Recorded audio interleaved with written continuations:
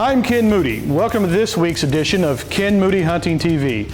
On today's show, we're going to go all exotic here at Clark Range Hunting Lodge and pursue some species that you might not otherwise see. So hey, stay tuned for all that action. Slick Trick Broadheads presents Ken Moody Hunting TV.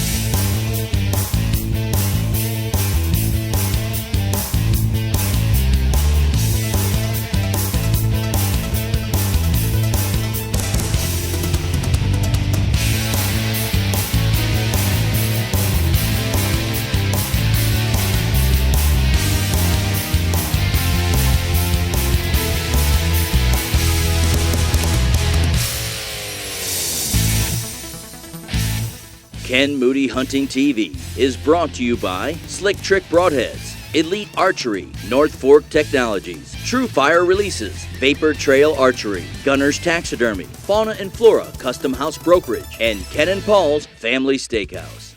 Our first hunt of the day is for a species that I love to pursue, and that's the wild boar. Now, I've been big game hunting since 1983 and have bagged nearly 400 animals with a bow and arrow, but I'm telling you, I'm always excited to hunt wild boar. Now, here at Clark Range, we hunt them utilizing two different methods. We'll either pursue them with dogs or we'll hunt from a baited stand location.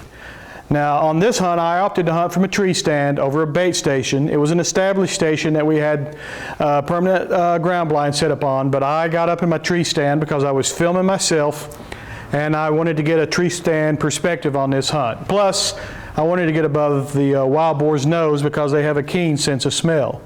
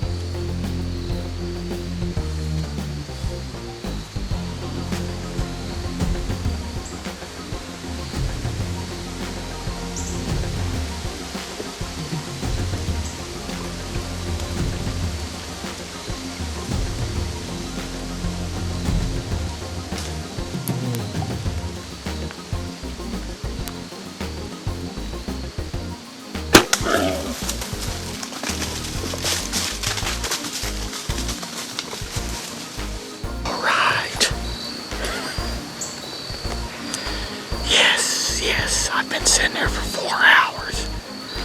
I cannot believe that big old boar came in finally. 4 hours. 4 hours I've been sitting here.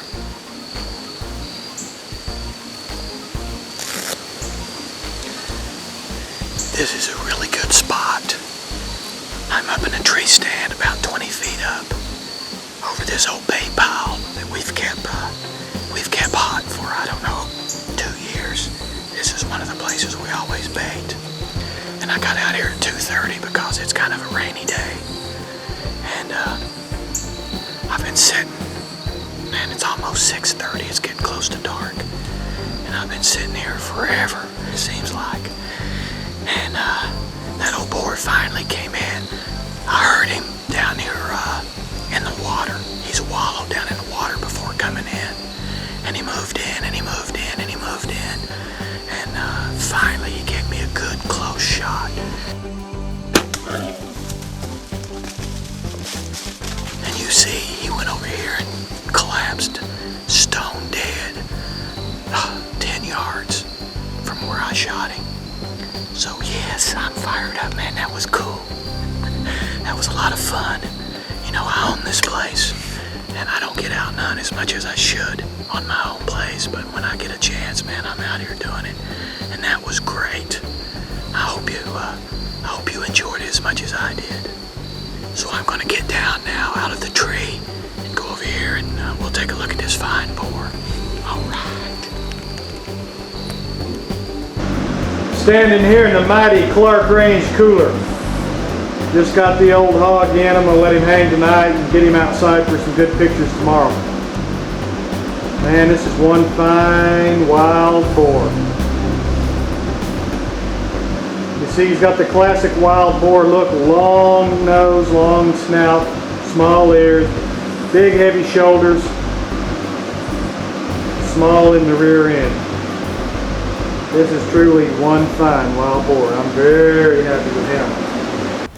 Hey, tell me that wasn't a lot of fun. I'm serious. When that big hog came in, I knew he was going to go right to the bait, and I was filming myself, which is extremely difficult, but I had the camera pod set and I had the camera set up right where I thought that hog might appear, and you can see me adjusting the camera a little bit, but when he got in position, and I put that arrow where I wanted it to go, and vittles.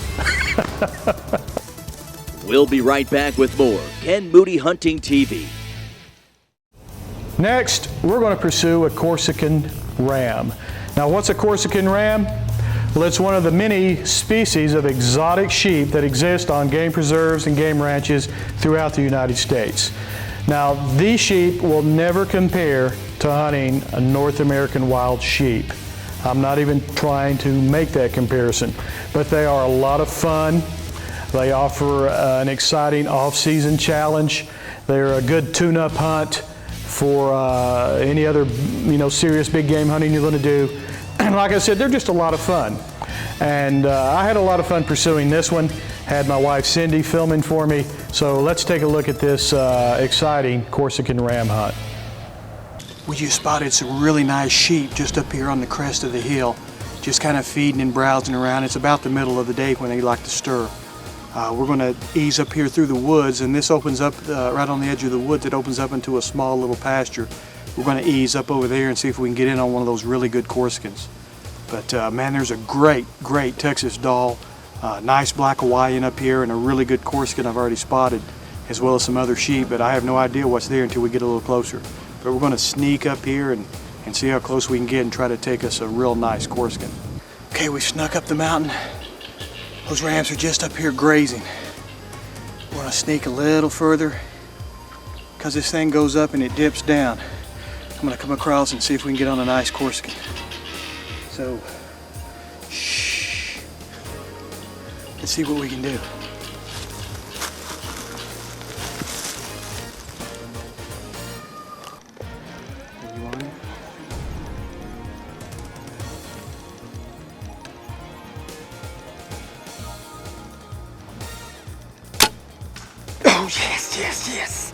Yes. Whew. Stay on him. Yeah, man. Stay on him, Cindy. Whew. Stay on him.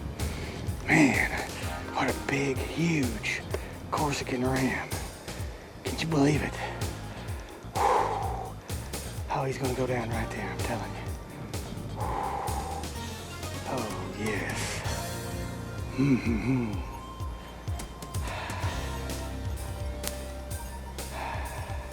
There he is. Oh, was that a fun stalk or what? Look at this magnificent, if I don't lose my bow, look at this magnificent Corsican ram. This is the biggest Corsican ram I've ever seen in my life, I believe. He's huge. I'm telling you something, like I said before, these rams may not compete with the North American prestigious sheep hunts, but if you want a fun hunt and a nice, I'll have to admit this is one of our higher class hunts, but if you want a beautiful trophy, come give a Corsican ram or any of the exotic sheep a try here at Clark Range. I'm telling you, that was, like I said, if you can beat their eyes, you can beat them. Now we had a good wind today and it was right in their face. I didn't take any chances with that. But the eyesight on these animals is incredible. If you can just beat their eyes, you can get on them, make a good shot, which we did. It was about 42 yards. I snuck up, as you saw, I came out of the woods and I eased out over this little sliver of pasture that dropped back into the woods. And they were just on the inside crest here. And I came up to my knee and he never did see me. Took him through both shoulders. He ran over here, went down right on the edge of this little hillside, and we have got one of the most magnificent, albeit common, exotic sheep species available to hunt. Beautiful, beautiful ram. I'm telling you, this thing is going to measure out so high, and this will give me a great opportunity when we get back to put a tape on this ram and show you how we score the exotic sheep for the Records of Exotics as well as Safari Club International. But I'm truly impressed. This thing must have 12-inch bases. This is a huge ram. He's not the deepest curled ram in the world, but he is just magnificent. Whew. I'm telling you. No, we're not in Alaska pursuing Dall sheep. We're here in Tennessee, but I'm telling you, we had a ball. If you ever want to practice or you ever need to rehearse for your big game hunt, come down and give these exotics a try. It'll test your stalking skills, it'll test your equipment, it'll test all that stuff and give you a magnificent animal to boot. Okay, what we have here are two of the scoring systems for exotic species. Now, Safari Club International is an international organization dedicated to the preservation of hunting, and they have their own measuring system.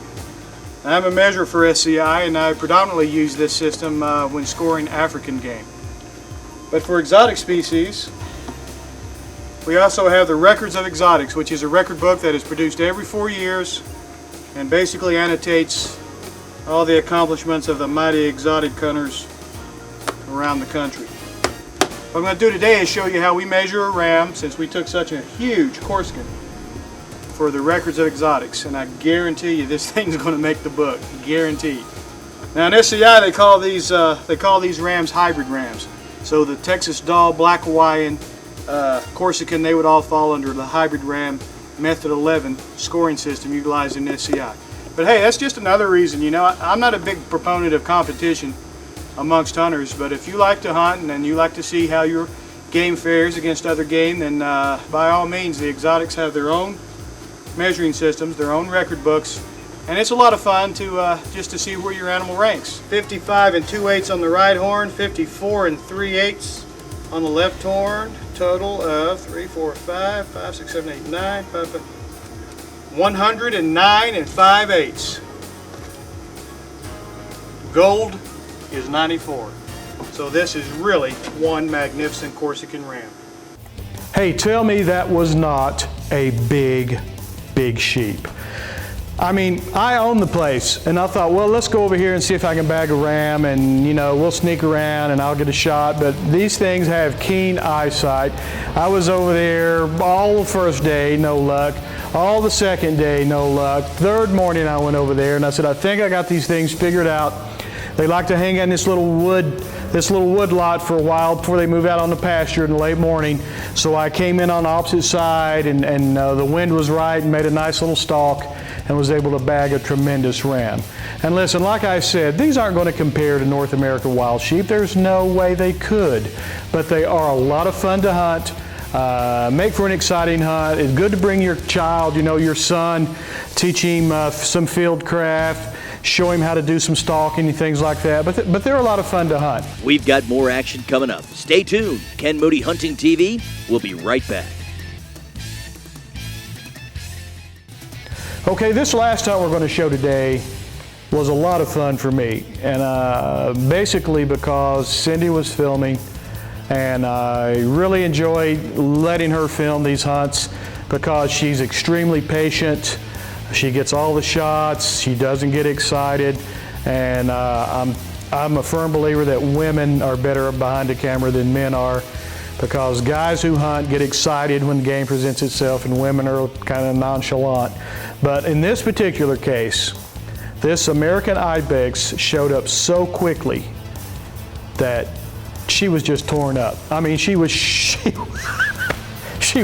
like a leaf. I was like, I could hear her over there fumbling with the camera, and I'm thinking, man, and I got to make this thing stop because it was trotting across this pond dam, and I gave it the old calico and it stopped.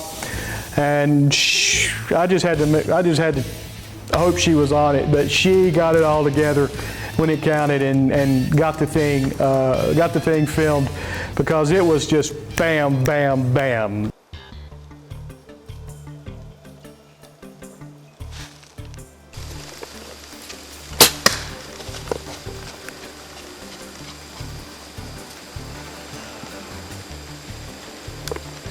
Stay on him. He's going down right there. Stay on him, Cindy. Yes, yes. All right. Ibex. Did you get the shot? Yeah. All right. All right. Man, a beautiful animal.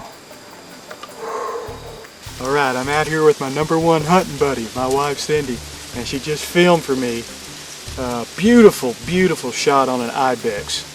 And he came off the hill. We're on this pond. Unfortunately, this ground blind on this pond is a permanent structure, and they get used to seeing it. Man, they get a hinky around it, and they like to run by it or dart by it. And he was just kind of trotting along, and he eased down here on the road, and I came to full draw. He never saw me.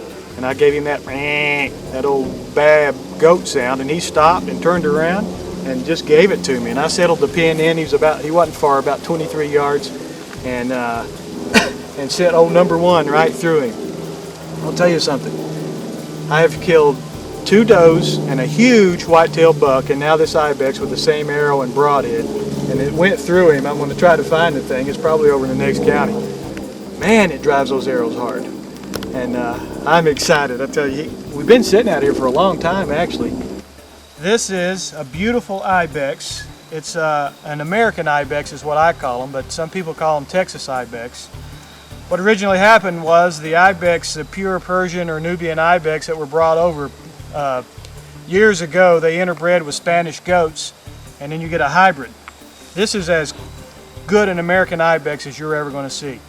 Unlike a Spanish goat, that horns come out and lay flat. They come straight over their head, straight down like scimitars, and they all look the same. Got the nice beard and the beautiful set of headgear, and they're all colored the same pretty much. But this is a beautiful, beautiful ibex. Crazy, wild thing. I've got to go try to find, that's my lucky broadhead. I need to find that thing. This is the 4th animal I've taken with that same head. I want to find it. But anyway, this is a beautiful, beautiful, beautiful ibex. It's extremely rare, hard to find, and I sought him out this morning with the old carbon shaft and put him down.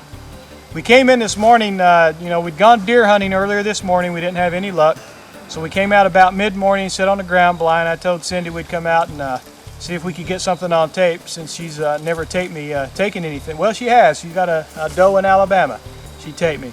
But this is the first good clean kill she's gotten on tape for me, and she did a super job. I reviewed it, and it happened in a hurry because he came from our blind side, as I was saying, and we didn't have time to discuss anything. I just drew the bow, and she hit record, and I had to give him that little bat to make him stop because he was just traveling across the pond dam, and he stopped and he turned back, and I hit him right here, and he went 60 yards and hit the ground. It's a beautiful, beautiful animal. I'm extremely happy with it, and I was fired up and excited, but the cameraman was losing it. She was shaking like a leaf. I can't believe it. And we're going to get him back and try to find a form that will do justice to this beautiful animal, and get him mounted and get him on the wall so that everybody can appreciate the beauty of the ibex.